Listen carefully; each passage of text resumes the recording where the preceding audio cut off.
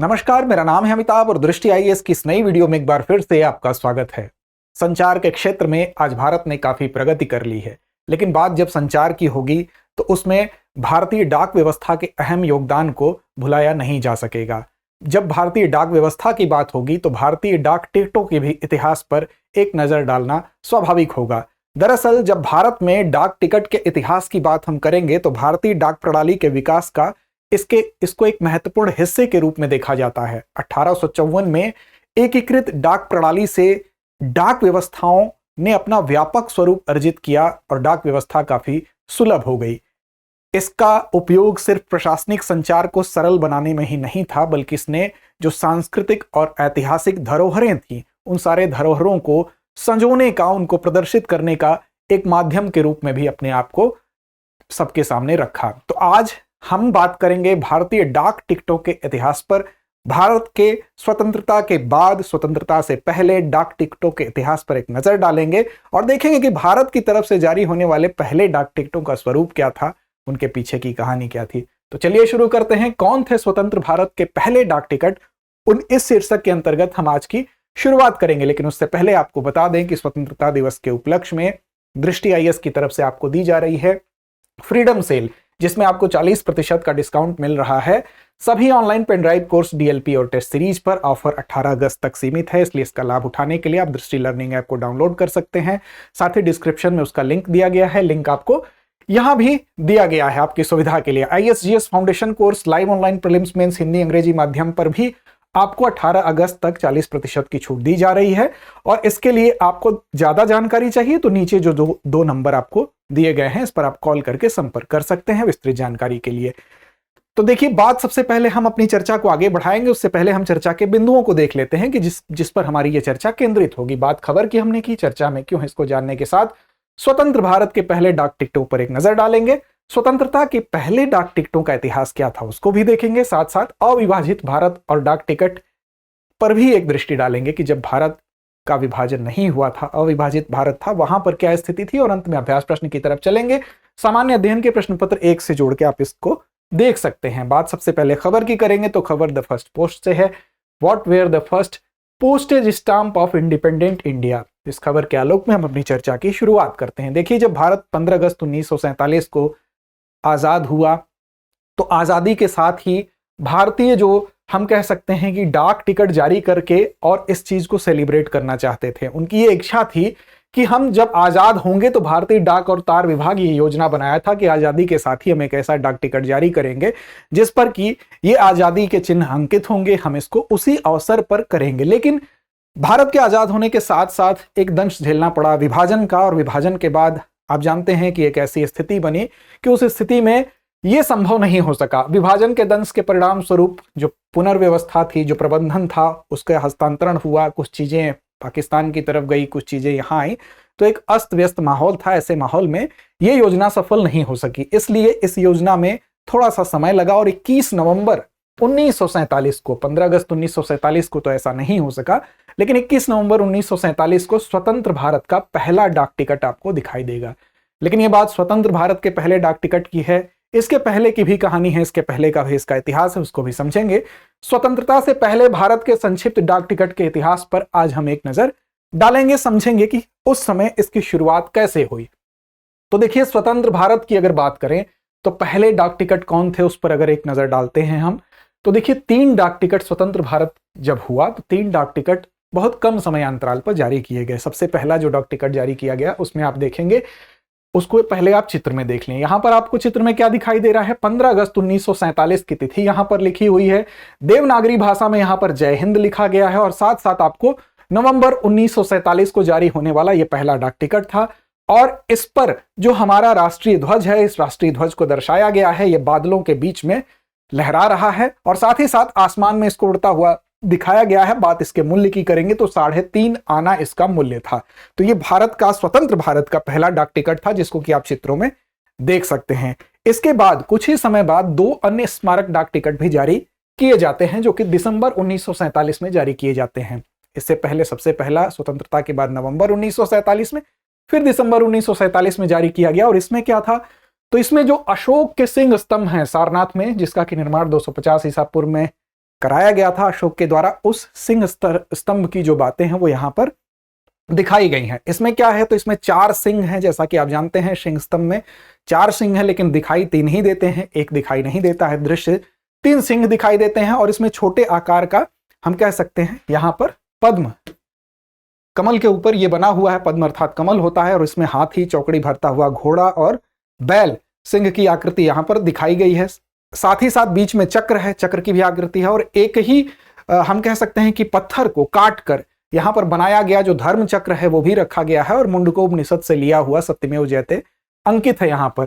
तो इसको जो सिंह स्तंभ है इसको भी यहां से लेकर डाक टिकट जो जारी किया गया दिसंबर 1947 में, उसमें यह अंकन हमको दिखाई देता है सारनाथ में मौर्य सम्राट अशोक द्वारा निर्मित एशियाई शेरों, जिसमें चौथा छुपा हुआ है, के साथ मूर्तिकला की छवि है।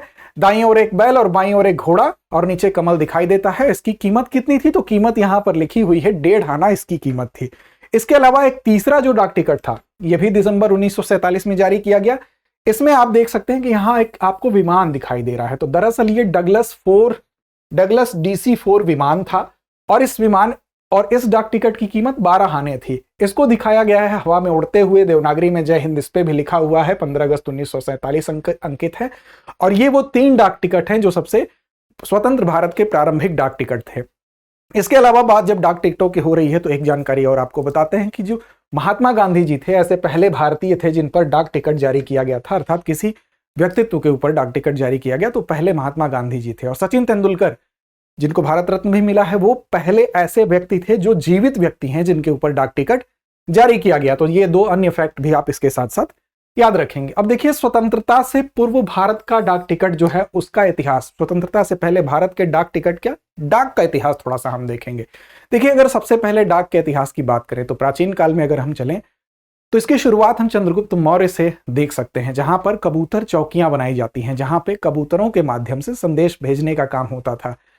उसके बाद प्रांतीय राजधानियों के बीच में कैसे संपर्क को व्यवस्थित किया जाए इसके लिए कबूतर चौकियां बनाई गई थी, और इस प्रथा को अशोक ने भी आगे जारी रखा था। फिर हम जब मुगल काल में प्रवेश करते हैं तो मुगल वंश का जो संस्थापक था बाबर के समय आप देखेंगे कि आगरा से लेकर काबुल के बीच में धावक सेवा होती थी। धावक सेवा में क्या होता था, इसमें विभिन्न जो घोड़े होते थे उनको तैनात किया जाता था। 36 मील पर 6 घोड़े उसने तैनात किए थे, 36 मील की दूरी पर, और इस तरह से यह व्यवस्था संचालित होती थी जिसमें संदेश को एक जगह से दूसरी जगह भेजा जाता था ताकि प्रशासन को ठीक ढंग से चलाया जा सके। इसी तरह से शेरशाह के समय आप देखेंगे कि शेरशाह ने भी जो सराय होती थी, जो ठहरने का स्थान होता था, विश्राम करने की जगह होती थी, वहां पर भी घोड़े रखे उसने और उसको भी डाक की तरह इस्तेमाल किया।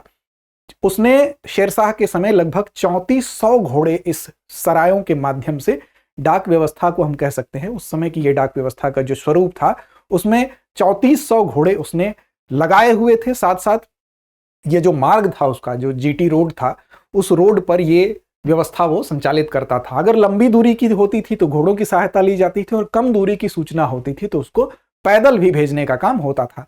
तो ये तो संरचना आपको पहले की दिखाई दे रही है। तो मुगलों ने डाक या डाक संचार प्रणाली का इस्तेमाल किया था, वो घुड़सवार धावकों के माध्यम से किया था, छोटी दूरी के लिए पैदल यात्रियों के माध्यम से किया था। अब लेकिन जब बात औपचारिक एक डाक प्रणाली की शुरुआत की अगर होती है तो यहां पर आप देखेंगे ईस्ट इंडिया कंपनी का जब आगमन हुआ तो उसी के साथ इसकी स्थापना होती है। 1720 में इस दशक में आप देखेंगे कि आंतरिक संचार के लिए एक डाक सेवा स्थापित की गई ईस्ट इंडिया कंपनी के द्वारा। फिर 1766 में 1766 में आप देखेंगे रॉबर्ट क्लाइव जो थे गवर्नर जनरल, इसने एक नियमित डाक प्रणाली स्थापित की, और 1774 में पहला GPO हमको दिखाई देता है, जो प्रधान डाकघर होता है। जनरल पोस्ट ऑफिस जो होता है हम कह सकते हैं, प्रधान डाकघर तो नहीं कह सकते हैं, वो बात का कॉन्सेप्ट है, जो जनरल पोस्ट ऑफिस होता है। तो 1774 में वॉरेन हेस्टिंग्स ने कलकत्ता में पहला GPO स्थापित करने की पहल की, और उसके बाद कलकत्ता के बाद ये फिर से स्थापित होता है 1786 में मद्रास में, और 1794 में बॉम्बे में हमको GPO दिखाई देता है। फिर डाकघर अधिनियम 1837 आता है। डाकघर अधिनियम 1837 के माध्यम से कई प्रयास होते हैं, जैसे कि डाक सेवाओं का संचालन कैसे हो, इसकी स्थापना कैसे हो, फिर इसका संग्रहण और वितरण कैसे हो, इन सारे चीजों के लिए, फिर उनके मार्गों का निर्धारण कैसे हो, इन सारी चीजों के लिए व्यवस्था की गई, और सरकारी एकाधिकार स्थापित किया गया इस डाक की व्यवस्था पर। साथ ही डाकघरों में जो शुल्क हो, उसकी दरें हो, वो क्या हो, ये बातें निर्धारित करने का प्रयास हुआ। फिर साथ ही दंड और अपराध, अगर आप डाक व्यवस्था से छेड़छाड़ करते हैं, कोई धोखाधड़ी करते हैं, तो दंड उसके लिए अपराध की श्रेणी में रखते हुए उसके लिए ये सब प्रावधान भी किया गया। साथ ही साथ आप देखेंगे कि जो पोस्ट ऑफिस में जो डाकपाल जनरल होता था, जो पोस्ट मास्टर जनरल होता था, उसकी भूमिका क्या होगी उसको भी इसमें परिभाषित करने का काम किया गया। तो डाकघर अधिनियम 1837 की अपनी महत्वपूर्ण भूमिका रही। और साथ साथ 1854 में आप देखेंगे, 1854 में आप देखेंगे पूरे देश में एक समान डाक दरें लागू कर दी गई। तो यहां से एक व्यवस्थित स्वरूप हमको थोड़ा सा दिखाई देता है। लेकिन बात अब अविभाजित भारत में अगर करेंगे तो एशिया का पहला डाक टिकट जारी किया गया। अविभाजित भारत में एशिया का पहला डाक टिकट कब जारी किया गया? तो 1852 वो सन है जब डाक टिकट यहां पर जारी किया गया। और 1852 में जब भारत के द्वारा जब डाक टिकट जारी होता है तो ये पूरे एशिया में भारत ऐसा पहला देश बन जाता है जो कि सिंध जिले में डाक टिकट जारी करने के साथ इकलौता ऐसा देश होने का गौरव मिलता है। अब देखिए, गोलाकार इसका आकार था और पहला संस्करण इसका जो जारी किया गया वो लाल रंग का था। बाद में अगले संस्करण में इसका कलर चेंज होता है, वो नीले रंग का होता है। फिलहाल ये लाल रंग का था जो कि लाख से बना हुआ था, लेकर से बना हुआ था। और ब्रिटिश भारत के पहले क्षेत्रीय डाक टिकट के रूप में भी इसको प्रसिद्धि मिलती है। साथ ही आप देखें, सिंधे डाक इसका नाम था, सिंधे डाक नाम से ये फेमस है। और इस जिले के जो गवर्नर थे सर बार्टले फ्रेरे के द्वारा इसको जारी किया गया था। और आज भी जो फिलेटलिस्ट लोग होते हैं, अर्थात जो डाक टिकटों को संग्रहित करने का काम करते हैं, उनके बीच में इसकी काफी महत्वपूर्ण, हम कह सकते हैं काफी इंपॉर्टेंस है इसका। वो इसको चाहते हैं, इसको काफी मूल्यवान समझते हैं, दुर्लभ समझते हैं, तो इसको सिंधे डाक को वो कलेक्ट करना चाहते हैं। डाक टिकटों के प्रचलन से पहले अगर कोई रिसीव करता था, कोई भी अगर संदेश पहुंचा उसके पास, तो रिसीवर को इसका शुल्क अदा करना पड़ता था। बदले में वो चाहे तो इसको रिसीव करे, वो चाहे तो इसको रिसीव नहीं कर सकता था। तो ये व्यवस्था बनाई गई थी। अब देखिए, यहां पर आप इसको चित्र में देख सकते हैं सिंधे डाक को, ये आपको दिखाई दे रहा है। इसका मूल्य की अगर बात करें तो आधा आना मूल्य था, यहां पर अंकित है, आपको शायद ना दिखाई दे रहा हो उतना स्पष्ट, लेकिन यहां पर इसका मूल्य अंकित था। बीच में हृदय के आकार का यहां पर यह आकृति बनी हुई थी। यह 3 भागों में विभाजित था, जिसमें कि ईस्ट इंडिया कंपनी का चिन्ह इसमें ई लिखा है, इसमें आई लिखा है और इसमें सी लिखा है। तो ईस्ट इंडिया कंपनी का चिन्ह इसमें हृदय के आकार के बीच में इसका रूपांकन किया गया था और इसको 3 भागों में विभाजित किया गया था। और प्रत्येक में ये लेटर आपको दिखाई दे रहे हैं। मूल्य कितना था? तो आधा आना था, जो कि नीचे लिखा हुआ था जैसा मैंने आपको बताया। और डिजाइन के चारों ओर बड़े अक्षरों में ये वाला एरिया है, यहां पर आप देखें सिंधे जिला डाक इसमें लिखा हुआ था। सिंधे जिला डाक यहां पर इस चारों एरिया में अंकित किया गया था। तो ये थी इसके विषय में जानकारी। अब जब बात डाक की होती है तो डाक में आपने देखा होगा बहुत पहले उसमें ऊपर पिन लिखा होता था, आपको पिन लिखना पड़ता था। तो ये पिन जो होता था बेसिकली इसकी शुरुआत कब हुई? पिन की अगर बात करें तो पिन प्रणाली श्री राम भीखाजी वेलड़कर के द्वारा ये बनाई गई थी। और 15 अगस्त 1972 को तत्कालीन जो पीएम थी भारत की, इंदिरा गांधी जी के द्वारा इसको पेश किया गया था। और इसमें जो अलग अलग अंक होते हैं वो अलग अलग चीजों का प्रदर्शन करते हैं। जैसे कि इसमें जो पहला अंक होगा वो उस क्षेत्र का प्रदर्शन करेगा, पहले 2 अंक होंगे वो उप क्षेत्र को प्रदर्शित करेंगे। जो डाक सर्किल होता है, पहले 3 अंक होंगे वो छटाई जिलों को प्रदर्शित कर लेंगे, पहले 4 अंक होंगे वो सेवा मार्ग को दिखाएंगे, और अंतिम के जो 2 अंक होते हैं वो डिलीवरी डाकघर को दिखाएंगे कि फला डाकघर में ये चीजें जानी है। तो अलग अलग ये जो अंक होते हैं उसको इंडिकेट करते थे। और आपको बता दें कि इसी दिशा में हम जब आगे बढ़े तो स्पीड पोस्ट आया। 1986 में भारत ने स्पीड पोस्ट को भी देखा और अब हम संचार के नए नए माध्यमों तक अपना सफर तय कर चुके हैं। अब तो हम इतने एडवांस स्थिति में पहुंच चुके हैं कि हमने कभी कल्पना नहीं की थी कि दूर बैठे किसी व्यक्ति को हम प्रत्यक्ष रूप से देख के बात कर पाएंगे। और भी उन्नत चरण में हम आगे बढ़ते रहे, लेकिन फिलहाल ये इतिहास से जुड़ी हुई कुछ महत्वपूर्ण बातें थी। अंत में एक अभ्यास प्रश्न जो आपके लिए है और आपकी जिम्मेदारी हम समझते हैं कि कमेंट बॉक्स में इसका जवाब देके बखूबी निभाएंगे। प्रश्न आपके लिए है कि भारत का पहला डाक टिकट कब जारी किया गया? 1837, 1852, 1857 या 1861? तो उम्मीद है आप सही और सटीक जानकारी जरूर देंगे, जवाब जरूर देंगे। तो लड़ते रहें, अपने लक्ष्य की ओर बढ़ते रहें।